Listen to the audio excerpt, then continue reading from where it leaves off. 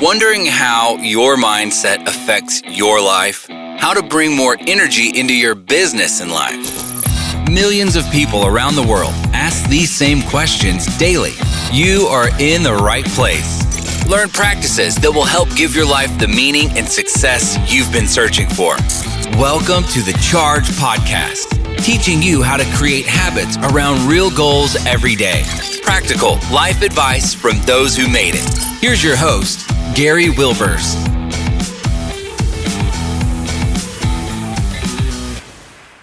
When running a small business, you face new challenges every day. There are so many distractions during the daily grind. You feel overwhelmed and frustrated. Everyone should have the ability to reach their full potential in business and life. The Ascend Mastermind Peer Advisory Board will give you access to other like-minded individuals to share your challenges with and hold you accountable. It will help you move from stagnant to growth and give you more freedom in your business and life. Each quarter, we'll tackle a new area of the positive culture blueprint: health, connections, wealth, and even contributions. Imagine your business growing without you being stuck in the day-to-day operations. Imagine your next family vacation and you're fully present. Imagine having the freedom and flexibility you desired when you became a business owner. It's time to move from your imagined future and turn it into reality. You can have it all: a profitable business, impactful relationships, and even family time. So go to thechargepodcast.com and click on the link for your free discovery call to see if you qualify for the Ascend Mastermind today. Welcome, Chargers. We're glad to have you back again this week for another great guest. I love bringing different guests with different viewpoints, and we've got one today because, one thing I believe is we're all leaders, but we have to find that leadership within inside of us, and we have to decide how are we going to take our leadership to the people that's most important to us, and especially when we're working with a team and organization. So today I've got Terrance with me. Terrance, would you tell us what problem are you going to solve for our listeners today? So I think the main problem that I'm able to solve is the problem of people assuming that introverts are lacking something. I think a lot of times people assume that in the workplace or in the business environment, that if someone has more of an introverted personality, they don't have value to add.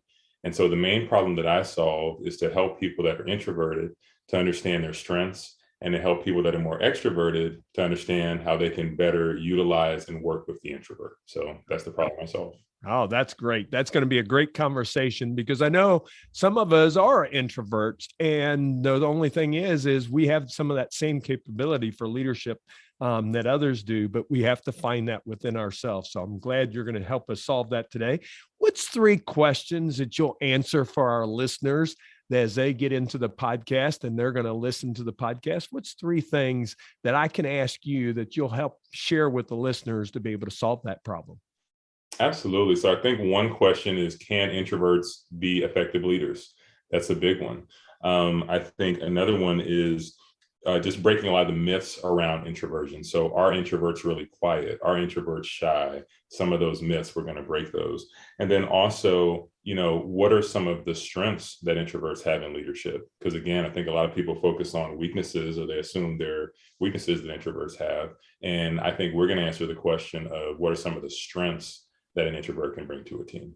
Okay. Well, great. I'm looking forward to this conversation because I love talking leadership and introverts and extroverts. So Terrance Lee is with us today. He's AKA the Introvert Leader. So he's taken on many leadership and management roles as an introvert at several Fortune 500 companies in the defense industry with proven results. He has made it his mission to help empower other introverts to tap into their own inner leadership potential. And today we're going to discuss that with Terrance. So Terrance, it's great to have you on the Charge Podcast. Welcome. Yeah, thank you for having me on. I'm excited to be here.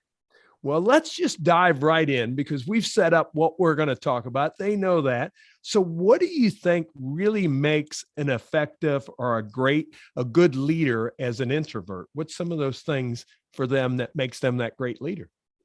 Yeah, so I think that in different experiences, not just that I've had, and also in the research that I've done on introversion and extroversion, there are certain qualities about introverts that I think get overlooked at times. A lot of times when we think leadership, we think the loudest voice in the room, the person that's talking the most, the person that has a certain charisma or personality. And in reality, there are things about leadership that go unnoticed. So for an introvert and myself, in my current role, what I do and other introvert leaders that I deal with, things like observation. So while everyone else is talking and everyone else is discussing things, and someone that's more extroverted would tend to want to think their thoughts by just talking them out loud, right? And so they want to engage in that discussion, where the introvert is sitting back and they're observing everything that's going on. And there's a certain strength in that because you're noticing things in conversation that other people might be missing, right? And so that tends to be a strength for people that are introverted in leadership. One of the other big ones is listening, because a lot of times the introvert is taking it all in and they're not maybe the first one to speak. Someone may view that as they're not adding value. The reality is they're listening and hearing everything that's going on. And so again, it ties in with the observation, right? The introvert is truly listening actively to what people are saying. And as a leader, that's important because there are tough decisions that need to be made and certain things that need to be done as a leader. And when you're able to truly listen to your team, to truly understand where people are coming from, that goes a long way, and you can really effectively lead when you can do that. So I think the gift of being able to truly observe what other people in the room are missing and to listen and understand what people are saying are two strengths. Yeah. And that becomes two of the big things that when that happens, they really can figure out the solution easier than the person that thinks through. That extrovert kind of thinks through their process and they talk through their process is really the word that I was trying to think of, where that person that's observing and listening, they're hearing the different discussions. And the one thing is, if you're around a table and sitting in a boardroom table and someone speaks up, then that individual really has not only taken into what he thinks or she thinks, it's what the whole people have on that side of it and becomes some real strengths, as you talked about. Absolutely. Yep. Well, I think one of the things that we get into is people think the person that is that extrovert, that of course we've kind of framed that up already, that they're the automatic leader. But a lot of introverts, as we know, they're leaders just like the extroverts are, but they do it in a different manner. But there's some of those myths that we've talked about that prevents them really from moving on in their career. And you've had a successful career in Fortune 500 companies. So what's some of the myths that you feel that people have about introverts and them advancing in their career? Yeah, absolutely. And this is something I love talking about. So I think one of the things that is just a big misunderstanding is most people don't know what the words introvert and extrovert even mean. I mean, we assume we know what they mean. I honestly myself for a long time didn't know. And when I did my research and I realized just the origin, so a psychologist by the name of Carl Jung, back in the early 1900s came up with the definitions for introversion and extroversion. And what they're truly tied to is stimulus and just how are we stimulated in our environments. And so for someone that's more introverted, we typically gain energy from being alone. And someone that's more extroverted gains their energy from being around groups of people and being in social situations. And so it's not to say that someone that's introverted just never wants to be around people and they're just super quiet and they don't want any group interaction. And it's also not to say that extroverts don't enjoy alone time sometimes. It's just typically in terms of when we get our energy kind of drained, an introvert over a long period of time, if they're with a group of people, they're going to want to break away at some point, or they're going to want to have that alone time to recharge. And an extrovert, so for example, with the pandemic and all the things that have been going on there, I've talked to a lot of my extrovert friends and family members, and it was tough for them. I mean, not being able to be in groups or just be around people, and they felt drained from that situation. So that's really more what those things mean. And so in terms of just the myths, right? I think one of the biggest myths is that introverts are quiet. People assume they're quiet. If they're in a meeting room, they don't have anything to add because they're not talking as much. And the reality is they have to be in environments where they feel like if they speak up, they can be heard. Because sometimes what happens is they're sitting in a room with very strong personalities and they'll have something to say, but maybe when they speak, someone cuts them off. Or maybe the personality is so strong that they feel like, oh, I'm just going to sit back and maybe not share my thoughts in this room. And so I think it's on the introvert to learn in those environments how to best speak up and how to get their words in, but it's also on the organization to realize that just because someone's not talking in a room, it doesn't mean they can't add value. They just have to be in an environment where they feel comfortable to share those ideas. So a big myth is that introverts may not add value or they're too quiet. That's just not true. I mean, when I'm in certain situations with people I'm comfortable with, I can talk all day.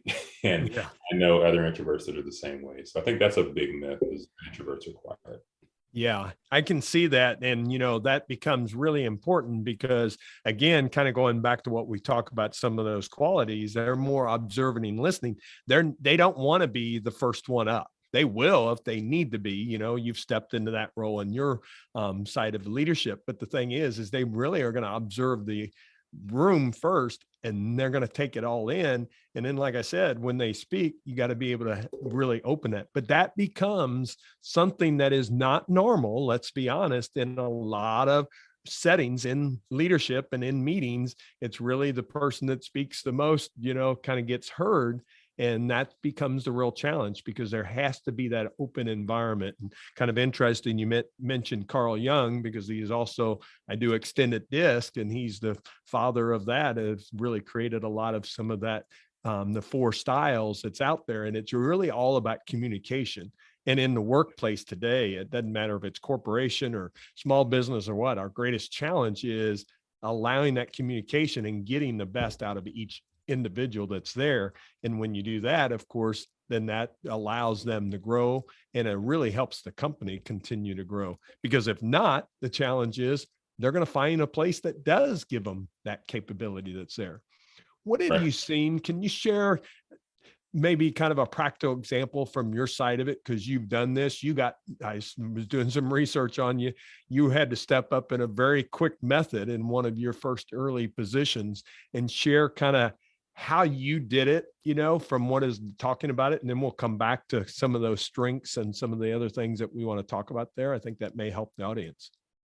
Yeah. So I think for me, I was terrified of speaking in public. I'll just say it. I mean, and they say that that's one of the primary fears among all humans, whether introverted or extroverted. And so I think for me, I really started to go into my shell around middle school timeframe. And I talk about that experience a little bit at the beginning of my book, and that really carried into high school, into college, and then early into my career. And to be honest, for me, it was really kind of, I got thrown in a fire situation. It was like there was this big presentation coming up in my engineering role at a college, and my mentor at the time put in his 2-week notice. And this was a presentation coming up that was going to be given to these very senior level engineers, these pilots, I mean, very smart people in this room. And I was told I was going to have to give the presentation. And so in terms of answering the question, how did I get to where I am? I mean, basically, I got kind of thrown in the fire, and I didn't want to do it. And that's why I tell people sometimes the situation that you think is just the worst thing in the world, you don't want to do it, it's like totally out of your comfort zone. Sometimes that is the best thing that can happen to you. Because when I did that presentation, and I did have help, by the way, I had another mentor that really just talked to me about presenting, talked to me about how to project my voice, how to, basically present my information. And she helped me a lot. And after that, I gained a lot of confidence from that. And so I went from just never wanting to speak in a meeting, wanting to sit in the back, never raise my hand or anything, to now I found myself wanting to contribute. I found myself, when leadership opportunities would come up, I was interested and I would apply. And it just changed so much after that day. So I think that, for people listening that feel like staying in the comfort zone is good and staying in the comfort zone is safe, when you stay in that comfort zone, it really becomes a cage. And that's what I tell people. And it's not until you begin to get out of that comfort zone and do things that make you uncomfortable that you truly can grow. So it's very scary, but it's something that really can change your life if you do it. Yeah.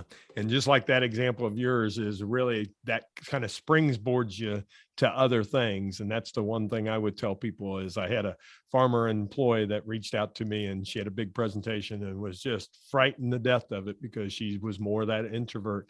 And we talked through some things that she can do and worked through it. And I told her, know your materials. And she felt very comfortable. And she called me after that. And she goes, that was actually a lot of fun.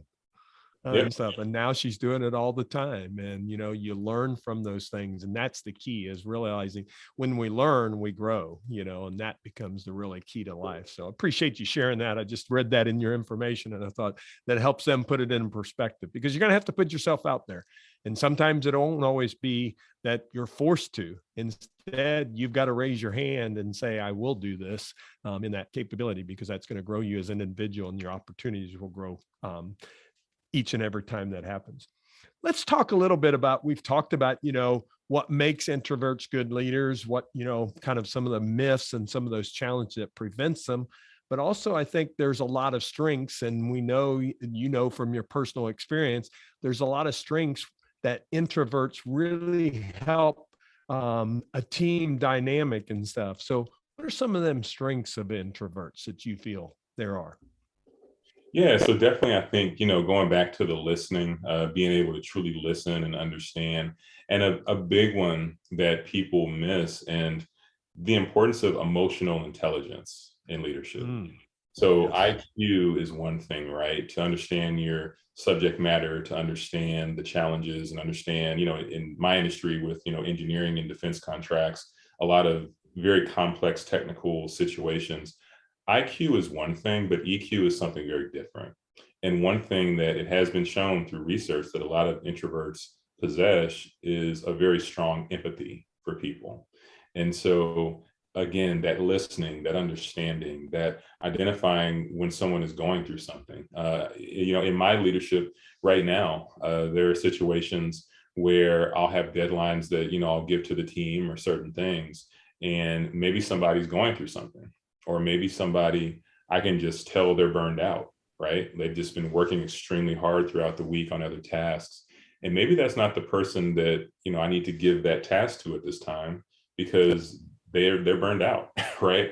Just being able to understand that, being able to see that in your team, and to really identify with your people. I think a lot of introvert leaders, there's a certain empathy there, a certain understanding. And it's not to say that as a leader, you're not still pushing toward getting tasks done. You're not still assertive and doing those things as a leader, but you have to balance that with empathy. And so I think a lot of introvert leaders do well in that area. Yeah, I think, that's a big one. And that's one that I've seen in the workplace. And I've seen that where extroverts struggle on EQ, on that side of it. Doesn't mean they can't do it. We all can do anything, just like introverts can, public speak, and they can be good speakers. But the thing is extroverts have a little tougher time with empathy, because they're always they're the first to speak up, and they're sometimes haven't thought through exactly what they're going to say. And you can see why that's a strength of an introvert that's not going to be as an extrovert, and where you have to work on that. And I think that's so important, because today in the workplace, the EQ side of it is huge. And it's not about letting, the one thing I want to dispel is that myth of not letting people off the hook. It's about understanding, giving them empathy, and then finding out, what do we need to do to be able to get this job done, to be able to get this project moved forward, whatever it is that you have that capability there. And I think that sometimes leaders forget. It's not about letting them off the hook. It's about having the understanding, and then figuring out ways that you can help them get through it. And good leaders will find that. It doesn't matter if they're an extrovert or an introvert, they're going to find those ways. Because especially today, with the great resignation and everything that's going on, people have other choices. And, the leader, the direct leader, all the research shows the direct leader determines if that person will stay with that organization or not. I was doing a training yesterday, and I was working with a lot of leaders, and I was sharing them that thing. I said, you make the impact if your people underneath you are going to stay with you. And right now, I would make an impact of a very positive one, because it's going to be hard to find that replacement. They're not just automatically available out in the marketplace. So appreciate you sharing that, Terrance. What do you think from your own personal experience? We've talked about the different ones, but from your personal experience, and if you want to hear, I know you've recently wrote a book, and I'm sure some of those are in the book, but what's some of the biggest challenges you had as an introvert, do you feel? Oh, great question. So for me, it was feeling comfortable to be my authentic self. Mm. What I realized when I got in my first leadership roles in the defense industry was I felt like I had to become somebody different. And, in defense, when you're dealing with, government agencies and very extroverted personalities, very big personalities, right? Mhm. And I found myself in these leadership roles, and I felt like I had to be that. I felt like I had to, burst in the room and be the main one talking and talking loud. And I thought I had to be something different. And I was wrong. What I realized is that not only does that drain us when we try to be someone that we're not, but we're just not being authentic, and we can't be our best selves as leaders, right? When we do that. And so I really had to work through that. And it was a challenge for me. It was, because for so long, I thought something was wrong with me. I thought something was wrong with being a more reserved, introverted personality. And I just didn't see that I could be effective that way. But when I started to do research and I realized that, Elon Musk, Mark Zuckerberg, Bill Gates, Barack Obama, I mean, all these different leaders that have more introverted personalities are able to lead effectively. And I realized that, and then I saw certain strengths in myself, and I heard compliments from some coworkers about strengths that I had as a leader. I started to realize that, no, I'm okay. I can function being who I am. And so it was a challenge for a while. It was a struggle, but once I got there, I really got there. And from there, I was able to really see it as a strength. Yeah. Well, I appreciate you sharing that, because I think that helps other people realize that they have that capability within themselves. And you've really kind of put it out there to be able to share with people. So if they have in these challenges, you just recently released a book called Quiet Voice, Fearless Leader. Share a little bit about what you're sharing in the book with us. And then, of course, please tell them how they can get a copy. Yeah, absolutely. So, Quiet Voice, Fearless Leader: 10 Principles for Introverts to Awaken the Leader Inside. It's really something that came from me for so long thinking I couldn't lead. I would always look at everyone else that was a leader that, again, had the big personalities, and I thought I had to be that. And so the reason I wrote this book is because I found myself now in these, leadership roles where I'm leading these large teams at this organization and doing things I just never would have thought I'd be doing. And I realized there must be certain other people out there that think the same way or have the same struggle. They feel like they can't lead. They feel like they're too introverted. They feel like they should change. And so this book is more than just a motivational book. It has actionable steps in it, because I'm very big on action. And so it's 10 chapters. Every chapter has a different leadership principle. And there are 3 pillars within each chapter. And at the end, we end with an action plan. And so, for example, the first chapter is called value. So as an introvert, how do you add value to any room and any conversation? And so we go into the pillars. And then at the end, we end with an action plan for the person to take away to actually be able to work on their life. So definitely a passion project for me. The book's been doing very well. It's been amazing just seeing the reception and the reviews and people saying that their lives are changing and they're starting to implement some of the things at their workplace. And yeah, the book is available on Amazon. People can get it at quietvoicefearlessleader.com, and it's available in paperback, ebook, or audiobook. Well, great. I have not got to read it yet, but I plan to pick it up. I love leadership books, and I love how you have it framed up with the 10 principles and then the 3 pillars, and then truly the actions, because people that need to implement. And the nice thing is, I doubt they have to act all 10 principles. It's which principle do they need to respond to at that time. I just did a 10 actions book, and that was the same thing I was trying to tell people, because sometimes they get overwhelmed, like, well, I got to put 10 of these in. No. Which one do you need to work on? Work on that first, and then you can always pick up another one to work on those areas. So I congratulate you on that, because I know what a challenge is to write a book and be able to put it out there, and then really giving something that really allows them to take action on. So I would tell you, pick up a copy of that. We'll have all that in show notes to you at chargepodcast.com. If you weren't able to get it wrote down because your activity right now that you're doing, we'll have that in show notes for you. So please check out Terrance's book, because I can't wait to read it myself, and I will let you know when I get it completed, Terrance, on that part of it. So looking forward to that. I've got a couple more questions before I let you go, because I know we could continue on that for a while, talking about introverts and how that works. But I think that was some great conversation, and really it's about leadership is what we're talking about. And the thing is I set up in the very beginning, and I think Terrance would believe this too, is we're all leaders. It doesn't matter if you're an extrovert or introvert, you're a leader, because I'm a firm believer, first, you have to lead yourself. And a lot of people have families and individuals and spouses and everything else that they lead. So you have to be that leader. And when you find ways to do it, it's going to really make a difference. And it's going to make a difference in your business and your organization. So, Terrance, I have two questions that I always ask in the recharge round. The first one is charge. Of course, that's the name of the podcast, but it's also create habits around real goals every day, a mantra that I have. What habit do you think has led to success in your life? Good question. I would say consistency and being open to learning. So I think consistency is so key. We'll read books, right? That's a great example. We'll read a great book and it was a great read, and then we'll put it to the side and we won't implement any of the actions we just read about. Or we'll go to a conference, and we get charged up and we start feeling, oh, I'm going to make this huge change in my life.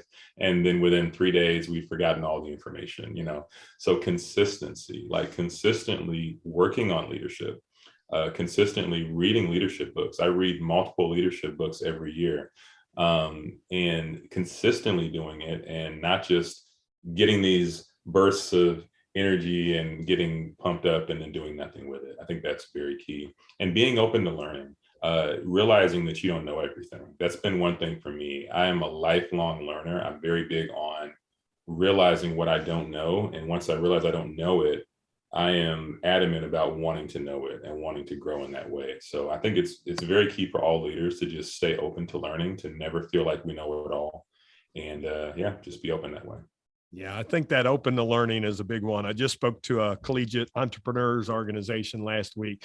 And one of the things I told them, I know you want to get done with school and you just can't wait to graduate. But I said, don't ever stop learning.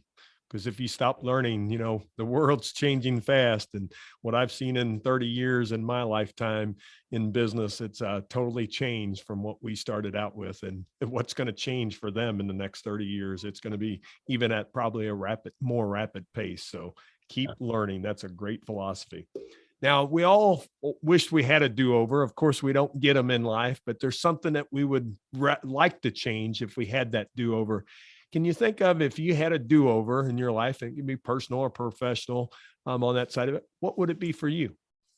Yeah. So for me, it goes back to the authenticity in a way. It's just thinking that something was wrong with me, thinking that I had to change or I had to be like everyone else. And I know that a lot of other introverts that I talk to on my platform and people that I have conversations with have felt the same way at times, because sometimes the world does feel like you have to be extroverted to get ahead, or you have to have a certain personality. And if you're not that way, something's wrong. You'll hear people talk about like the kid that's not talking at the family function, right? It's like, is everything okay? It's like, no, they just may want to sit in the corner and read a book. They're perfectly fine.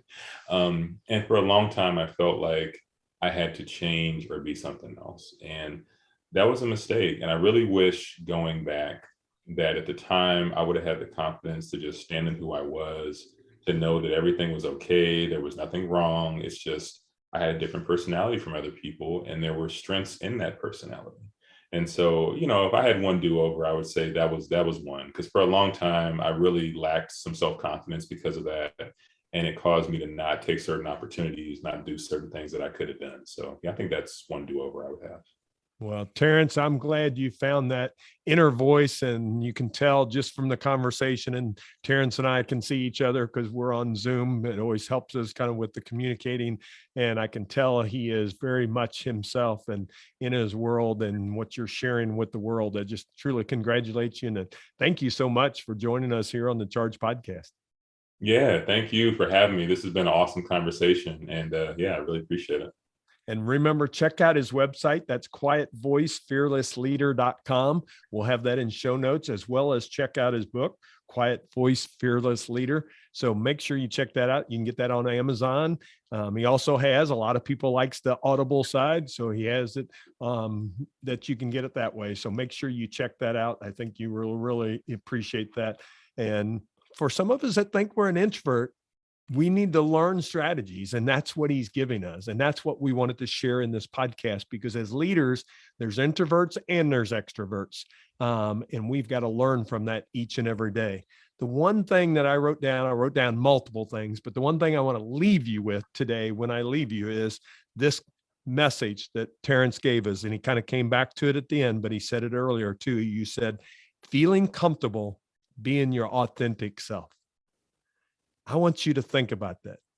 Are you comfortable and are you being your authentic self in your workplace, in your home, and the people that you care most about?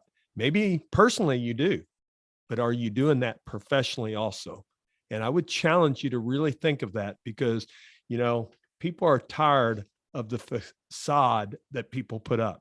And of course, it takes a lot more energy to put those types of facades up. So are you being your authentic self? So Chargers, that's my challenge to you today as I leave as this podcast and kind of the action. I want you to answer yourself that question. And only you know if you're truly being your authentic self.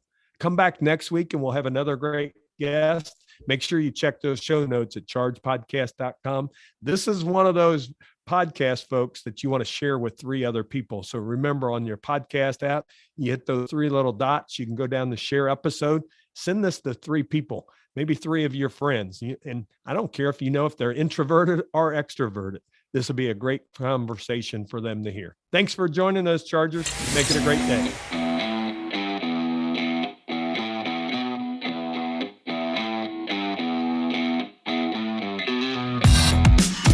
This podcast is ended, but your life doesn't just stop. To continue your inspiring journey, head over to chargepodcast.com and access all the tools and resources mentioned on today's show. If you enjoyed this episode, consider sharing with somebody who may also benefit from the advice provided. That's chargepodcast.com. Until next time, charge in business and life.